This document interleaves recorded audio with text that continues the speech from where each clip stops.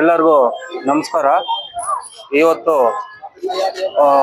ಏನು ಅಂದ್ರೆ ಗುರು ಪೌರ್ಣಮಿ ಆದ್ರಿಂದ ನಾವು ಪ್ರತಿ ವರ್ಷ ಇಲ್ಲಿ ನಮ್ಮ ತಾತ್ಪಲ್ಯ ವತಿಯಿಂದ ನಮ್ಮ ಚಿನ್ನಕ್ಕ ಅವರು, ನಾವು, ನಮ್ಮ ಸಂತೋಷ ಎಲ್ಲರೂ ಸೇರಿ ಯಾವಾಗಲೂ ನಾವು ಪ್ರಸಾದ ವಿನಿಯೋಗ ಮಾಡ್ತೀವಿ.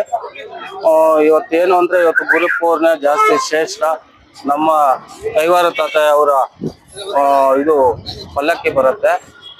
ಅದರಿಂದ ಎಲ್ಲರೂ ನಾವು ಸೇರಿ ಇವಾಗ ಈ ಸತಿ ನಾನು, ನಮ್ಮ ಚಿನ್ನಕ್ಕ ಅವರು, ಸಂತೋಷು ಮತ್ತೆ ನಾನು ಎಲ್ಲ ಸೇರಿ ಇದನ್ನ ರೆಡಿ ಮಾಡ್ತೀವಿ.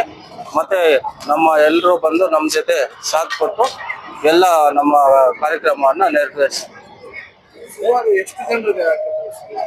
ನಾವು ಇವಾಗ ಒಂದು 100 kg ಮಾಡಿಸಿದ್ವಿ. ಒಂದು 100 kg ರೈಸ್ ಮಾಡಿ ಕೇಸರಿ ಬಾತು ಮತ್ತೆ ಪಲಾವು ಮತ್ತೆ ಟೊಮಾಟೊ ಬಾತ್ 3 ಮಾಡಿದ್ವಿ. ಎಲ್ಲ ಖಾಲಿ ಆಗೋಯ್ತು. ಅಲ್ಲಿ ಪ್ರಸಾದ ಹಂಚ್ತಾ ಇದ್ದೀವಿ, ಅನ್ನದಾನ ಮಾಡ್ತಾ ಇದ್ದೀವಿ. 12 ವರ್ಷ ಮಾಡ್ತಾ ಇದ್ದೀವಿ ಪ್ರಸಾದ.